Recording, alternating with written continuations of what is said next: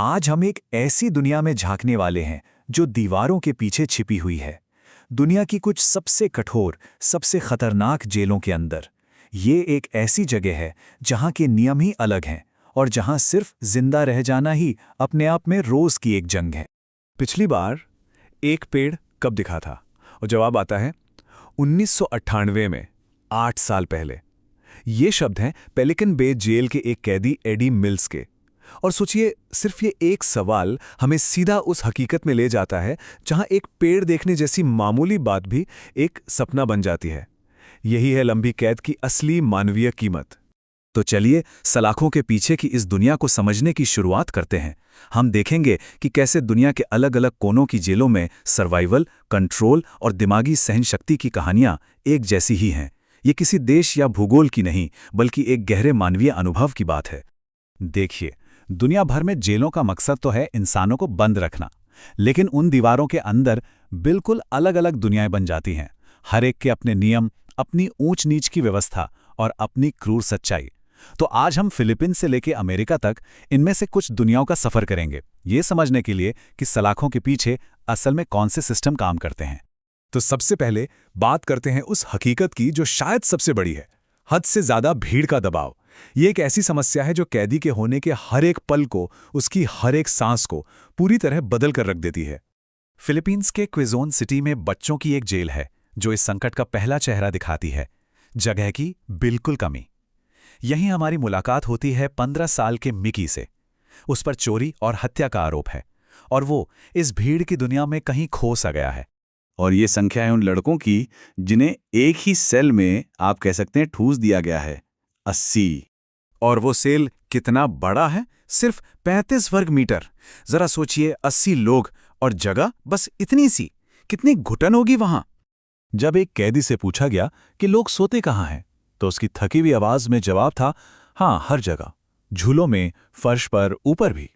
ये सिर्फ एक जवाब नहीं है, बल्कि उन नामुमकिन हालातों की तस्वीर है जहां दिन हो या रात, हर एक इंच जगह पर किसी न किसी का शरीर होता है।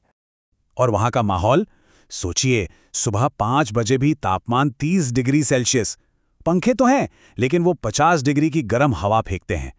सजा के लिए एक पिंजरा है जहां सांस लेना तक मुश्किल हो जाता है, और एक ही कप से पेशाब को खिड़की के बाहर फेंका जाता है। एक ऐसा माहौल जो सचमुच दम घोट दे। तो इस घुटन भरे माहौल से आगे बढ़कर अब उन सिस्टम्स पर ध्यान देते हैं जिनसे इन कैदियों को कंट्रोल किया जाता है। ये दोनों तरह के सिस्टम्स हैं, मतलब आधिकारिक भी और अनौपचारिक भी, जिनका इस्तेमाल इन लोगों पर हावी होने के लिए किया जाता है। अब देखिए, कंट्रोल करने के बिना 2 बिल्कुल अलग अलग तरीके हैं अमेरिका में। एक तरफ है एरिज़ोना के शेरिफ, जो अरपायो की फिलॉसफी। उनका तरीका क्या है? सरेआम बेइज्जती, कैदियों को गुलाबी अंडरवेयर पहनाना, चेन से बांधकर घुमाना। वहीं दूसरी तरफ है पेलिकन बे जैसी सुपरमैक्स जेल। यहां का फंडा बिल्कुल उल्टा है। यहां कैदियों को 23-23 घंटे अकेला छोड़ दिया जाता है, किसी से कोई मिलना जुलना नहीं। मकसद है उन्हें दिमागी तौर पर तोड़ देना। मुझे टीवी पर दिखाया जाना बहुत अपमानजनक लगता है। चेन गैंग में बंधे एक कैदी का ये बयान शेरिफ अरपायो के तरीकों के पीछे का मनोवैज्ञानिक लक्ष्य साफ कर देता है। मकसद सिर्फ सजा देना नहीं, बल्कि दूसरों को डराने के लिए एक पब्लिक तमाशा बनाना है। अपमान के जरिए कंट्रोल का एक और भयानक उदाहरण अबू घरेब का वो कुख्यात पिंजरा है जिसे आतंकवादी समूह दाइश यानी आईसिस इस्तेमाल करता था। लोगों को बिना खाना पानी के कई दिनों तक सार्वजनिक रूप से कैद करने और डराने के लिए। बाद में यही पिंजरा कट्टरता का एक प्रतीक बन गया। अच्छा, जहां जेल का आधिकारिक कंट्रोल खत्म होता है ना, वहीं से जिंदा रहने के अनौपचारिक नियम शुरू होते हैं। ये वो नियम हैं जो कैदी खुद बनाते हैं अपनी इस दुनिया में रास्ता निकालने के लिए और अपनी जिंदगी पर थोड़ा सा ही सही पर काबू वापस पाने के लिए। और ये जो जुगाड़ है, ये कमाल का है। यूरोप की सबसे बड़ी जेल फ्लरी में रोसेस में कैदियों ने एक गुप्त नेटवर्क बनाया है जिसे योयो सिस्टम कहते हैं। होता क्या है कि वे फटी चादरों से लंबी रस्सियां बनाते हैं, उन्हें अपनी खिड़की से नीचे लटकाते हैं और नीचे की मंजिल का कैदी उस पर फोन, ड्रग्स या खत जैसी चीजें बांध देता है। इस तरह वे दीवारों और नियमों को भी पार कर जाते हैं। कोलंबिया की मॉडेलो जेल में पावर का खेल और भी ज्यादा पेचीदा है। यहां जेल प्रशासन का कंट्रोल तो है, लेकिन साथ ही लगभग 200 सशस्त्र गेरिलाज यानी विद्रोही लड़ाके जो खुद भी कैदी हैं, वो जेल के कई हिस्सों पर अपना कब्जा जमाए हुए हैं। और वो इसे सही ठहराते हैं, ये कहकर कि जिंदा रहने का यही एकमात्र तरीका है। तो जिंदा रहने के लिए ये कैदी जेल के अंदर ही अपनी अर्थव्यवस्था बना लेते हैं। मॉडलो जेल में रेस्टोरेंट हैं, कारीगर हैं, व्यापारी हैं, सब कुछ। यहां तक कि कैटरीना, जो ड्रग्स तस्करी में पकड़ी गई एक यूरोपियन महिला है, वो कहती है कि अपनी सेल में बंद रहने से तो बेहतर है जेल के रेस्तरां में काम करना। अब हम इस सफर के आखिरी और शायद सबसे गहरे पड़ाव पर आते हैं। इन हालातों का इंसानी दिमाग पर पड़ने वाला वो गहरा असर जो शायद कभी मिटता ही नहीं। चलिए पेलिकन बे के एडी मेल्स के पास वापस चलते हैं। ये टाइमलाइन उसके एकांत कारावास की लंबी, न खत्म होने वाली कहानी दिखाती है। 1995 में एक साथी कैदी पर हमला करने के बाद उसे 11 साल से भी ज्यादा समय तक लगभग पूरी तरह से अकेलेपन में रखा गया है।